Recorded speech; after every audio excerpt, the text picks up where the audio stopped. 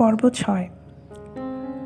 চা খাওয়ার পর সানি দিগন্তের পাশে বসলো আর পালক পেছনে পেছনে বসে কীরকম একটা শূন্যতা বোধ হতে লাগলো ওর। কিছুতে শান্ত করতে পারছে না নিজের মনকে।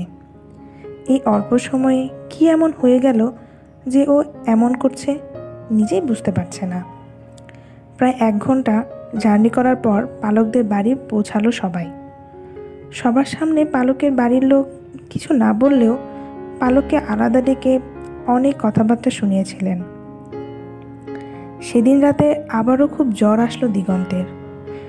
শ্বাস নিতেও কষ্ট হচ্ছিল ওর। সবাই খুব চিন্তায় পড়ে গিয়েছিল। পালক সারা রাত সজাগ থেকে সেবা করে সুস্থ করেছিল ওকে। মা, আমরা কি আজ এখানেই থাকবো? পাখির ডাকে ভাবনা থেকে বেরিয়ে এলো পালক। না মা, পালক। থেকে যান না আপনারা। অনু।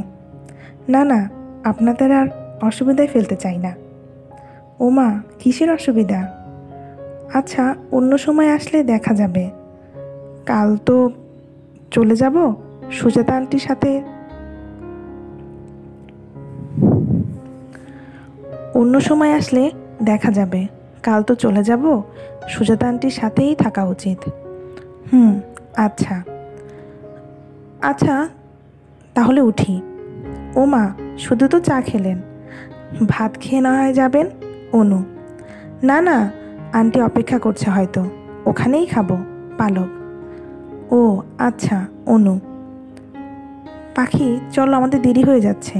পালক। আচ্ছা চলো, আমি এগিয়ে দিয়ে আসি। দিগন্ত। আমি একাই পারবো। অনেকটা রাত হয়ে গেছে, একা এখন কিভাবে ছাড়বো? দিগন্ত। আচ্ছা তাহলে আসো। চলো পাখি মামনি। দিগন্ত। আমার হাঁটতে ভালো লাগছে না, আমাকে কোলে নাও না আঙ্কেল। পাখি। আচ্ছা আসো বলে পাখিকে কোলে নিল দিগন্ত। আবার আসবেন কেমন? ভালো করে তো কথাই হলো না আপনার সাথে। আচ্ছা, ওই মেয়েটা এখন কোথায় আছে জানেন আপনি কিছু? পালকের কাছাকাছি এসে কথাগুলো জিজ্ঞেস করলো অনু। আমি ঠিক জানি না, তা আপনি ওকে নিয়ে এত ভাবছেন কেন? দিগন্তকে এখনও তাকে মনে রেখেছে? পালক। না, ওর মাথা থেকে তো মেয়েটার ভূত কবেই নেমে গেছে।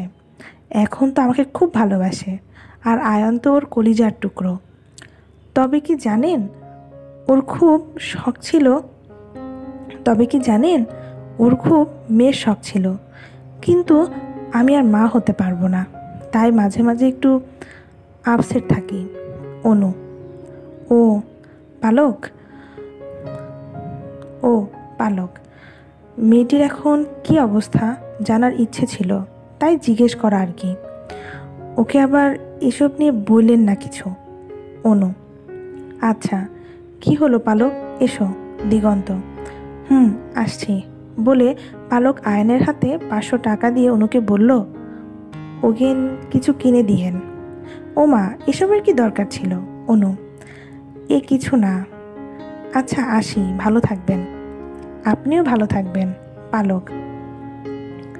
সুজাতা আন্টির বাসায় ফিরতে ফিরতে রাত 9টা বেজে গেল। বারণ করার সত্ত্বেও দিগন্ত বাসা পর্যন্ত এলো। কিরে, তোরা এত দেরি করলি যে? সুজাতা আন্টি। আমরা আঙ্কেলের বাসায় গিয়েছিলাম দিদা। পাখি। ও, তোর বউ বাচ্চা ভালো আছে তো দিগন্ত? হ্যাঁ আন্টি, ভালো।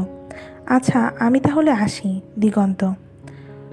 আসলি যখন বসে যা না কিছুক্ষণ, গল্প করি সবাই একসাথে। কাল তোরা চলে যাবে। সুজাতা আন্টি। আঙ্কেল তুমি থেকে যাও। পাখি চলো, ফ্রেশ হবে। পালক। আঙ্কেল তুমি বসো, আমি ফ্রেশ হয়ে আসছি। পাখি। আচ্ছা। পালক ও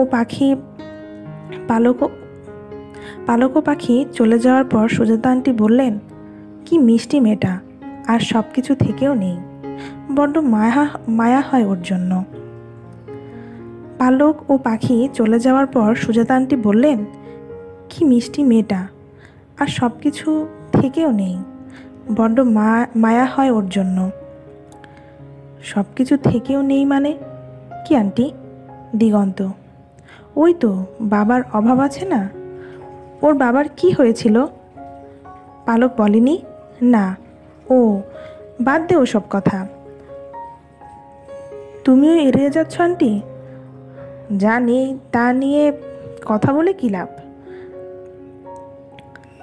পালক নতুন করে কিছু ভাবলো না কেন? ওর জীবনে যা যা ঘটে গেছে, নতুন করে কি আর ভাববে? ওর জীবনে যা যা ঘটে গেছে, নতুন করে কি আর ভাববে? ওর এই অবস্থা থেকে নিজেকে খুব অপরাধী মনে হচ্ছে আন্টি। কেন? আমি যদি সেদিন ওভাবে কপালে যা আছে তাই হবে, তোর কি দোষ? জানো, পাখির প্রতি না আমি কীরকম একটা টান অনুভব করি। তোর তো খুব মেয়ের শখ ছিল, তাই হয়তো।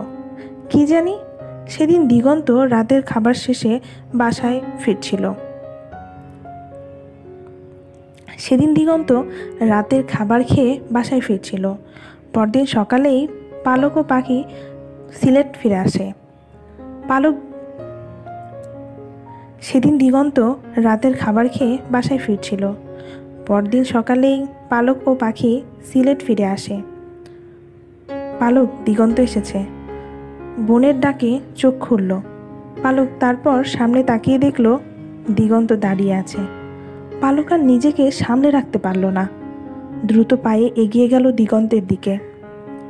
কাছাকাছি পৌঁছে ওর চোখের দিকে তাকালো একবার, তারপর আচমকা ওকে জড়িয়ে ধরে কাঁদতে শুরু করলো পালক।